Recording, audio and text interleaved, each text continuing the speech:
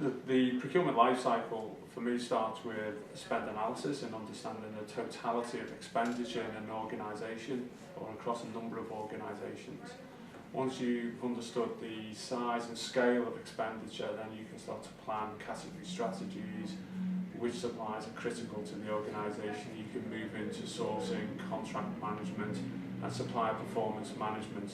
I think a key role for all commercial teams is connecting the commercial third-party expenditure with the revenue or the key outcomes of any specific organisation, whether that's public or private sector.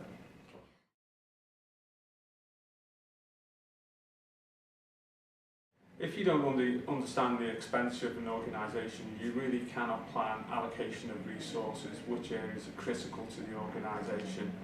I think it's very difficult to understand where you will extract value both in the short, medium and long term. I think it's very difficult for the commercial function to be relevant for its key stakeholders, whether that's customers, shareholders or the public if it's a public sector organisation.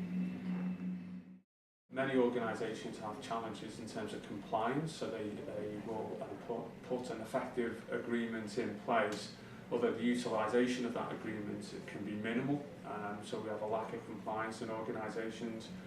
Managing supplier performance based upon the expenditure, their overall performance in terms of servicing an organisation is critical. In government we had a number of initiatives around small and medium-sized enterprises, and we wanted to track the amount of expenditure that was going to small and medium-sized enterprises to support innovation and growth. And without spend analytics, you have no evidence base to understand whether that's been achieved, whether it's effective, and the trend, and whether that trend is progressing. I think with spend analysis, you can start from a number of starting points to implement spend analysis. If you want to move quickly, within 4 to 6 weeks you can get an overview of the expenditure quite quickly and a rudimentary categorisation which enables you to move forward in terms of procurement life cycle, contract management and supplier management. However, I would recommend that you go about this in a slightly more detailed and robust way, which is understanding all of the data sets that you need, all the accounts payable data, trying to standardise supplier sets and standardise your categorisation, and embark upon a slightly longer journey, maybe 8 to 10 weeks, to map out that expenditure more fully so it becomes a repeatable project. Where possible, start with data that's available.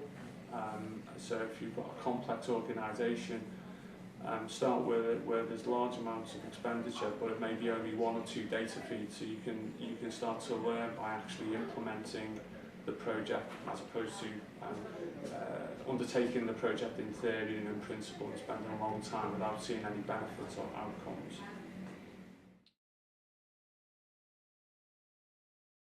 To obtain spend analytics and the data efficiently and effectively, you've got to engage finance very specifically. Finance have to be on board, and you can do a number of different things with the spend data, spend recovery, the spend analysis, and link that into the procurement organisation and function. So those stakeholders need to be on board, but also IT I think is generally quite important, so extracting the data sometimes requires some IT resource. So predominantly finance and IT from a procurement functions perspective. For organisations that haven't provided the data, I think there's a mystique that it's difficult to get hold of, and that's just really not the case. So if it's an Oracle or major finance system or ERP system, the data can be extracted very simply. And the other reason quite often is that the quality of data isn't robust enough to do the analysis. And occasionally that's correct. However, you can always get some useful information and start the process of continuously improving. And until you've extracted the data and analysed it, it won't improve any further, because you won't exactly identify the areas that need improvement. The starting point for spend analytics is understanding the totality of third-party expenditure. So I think the communication to the organisation is we need to understand 100% of third-party expenditure. However, to to execute that strategy, we start in bite-sized chunks so we can get some benefits along the journey. So it's quite important to identify the strategic suppliers, sourcing opportunities, savings opportunities, maybe supplier rationalisation along the journey. However, the big prize is understanding 100% of third-party expenditure, not understanding a subset of it, because that drives also category strategies, and without seeing the full picture, it's unlikely that your strategy will be correct.